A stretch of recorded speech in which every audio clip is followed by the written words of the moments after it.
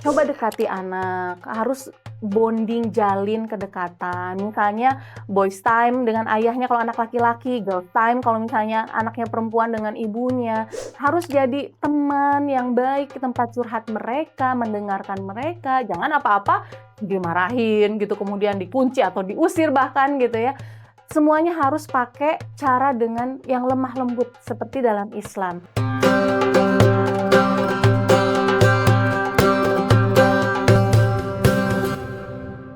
Bismillahirrahmanirrahim. Assalamualaikum warahmatullahi wabarakatuh. Halo semuanya, siapa di sini yang udah memiliki anak? Langsung aja nih, anak 1, 2, 3 gitu ya. Atau 4 sama kayak saya ya.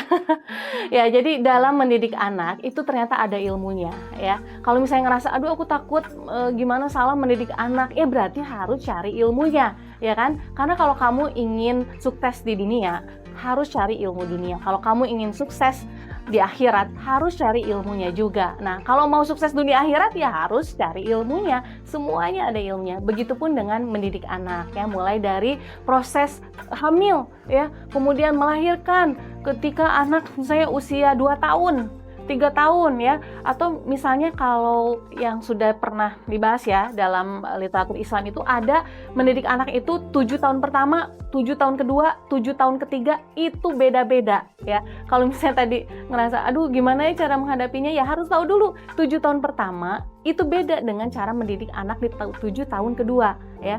Kalau 7 tahun pertama itu kita jadikan anak itu seperti raja. Ya, tapi bukan berarti semuanya dikasih, enggak, maksudnya kita betul-betul dengan penuh kelembutan karena kan prosesnya juga otaknya sedang bertumbuh gitu ya. Kemudian 7 tahun kedua itu jadikan sebagai tawanan. Wah, ini udah mulai aturannya yang tegas nih. 7 tahun ketiga itu udah kayak teman, banyak sering diskusi sama anak ya, nggak lagi perintah atau larangan, tapi mulai bertanya sama anak, nak boleh nggak sih seperti ini, nah menurut kamu ini boleh nggak sih, menurut kamu bagus nggak ya seperti ini gitu. Jadi semuanya ada tahapannya dalam mendidik anak tadi supaya tidak terjebak ya dengan misalnya FOMO, ikut-ikutan, misalnya orang tua yang lain menyekolahkan ke sekolah yang mahal gitu ya, ikutin gitu ya, padahal misalnya budgetnya cuma pas-pasan gitu ya. Bukan masalah fasilitas atau sekolah di mana, bukan, kembali. Mendidik anak itu yang terutama itu adalah kekompakan kedua orang tuanya. Nah, ini dia nih masalahnya. Kadang gitu ya, suami inginnya seperti apa, istri inginnya seperti apa. Akhirnya berselisih paham deh. Anak jadi bingung, aku harus ikut siapa ya, ayah atau ibu gitu kan. Nah, makanya harus kompromi dulu antara ayah dan ibu, suami dan istri.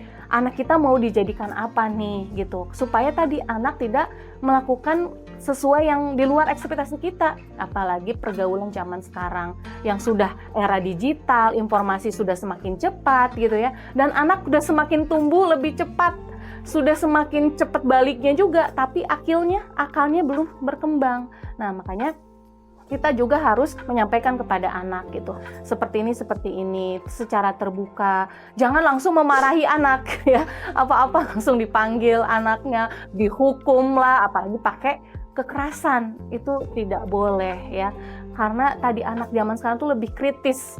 Akhirnya dia jadi trauma, misalnya kenapa ya orang tuaku melakukan seperti ini. Nah, ketika anak sudah seperti itu akan susah diraihnya oleh orang tua.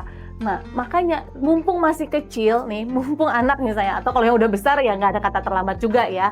Coba dekati anak, harus bonding, jalin kedekatan. Misalnya boys time dengan ayahnya kalau anak laki-laki, girl time kalau misalnya anaknya perempuan dengan ibunya. Harus jadi teman yang baik, tempat curhat mereka, mendengarkan mereka. Jangan apa-apa dimarahin gitu, kemudian dikunci atau diusir bahkan gitu ya. Semuanya harus pakai cara dengan yang lemah lembut seperti dalam Islam ya. Karena tadi anakmu itu adalah amanah dari Allah yang harus kita didik, harus kita rawat dengan penuh kasih sayang ya, dan dengan penuh perhatian. Makanya untuk orang tua dimanapun berada, kalau sudah memiliki anak harus cari ilmunya, harus banyak berdiskusi, ngobrol sama anak, jangan memarahi, dan yang terakhir adalah memaafkan anak. Itu yang paling penting ya. Mau bagaimanapun anakmu, itu adalah anakmu gitu ya. Maafkan, ridho, terima, apalagi seorang ibu itu harus betul-betul meridhoi, menerima anaknya seperti apapun. Insya Allah ridho Allah akan turun. Dan anak-anak kita semuanya mudah-mudahan menjadi anak-anak yang salih salihat. Sekian dari saya.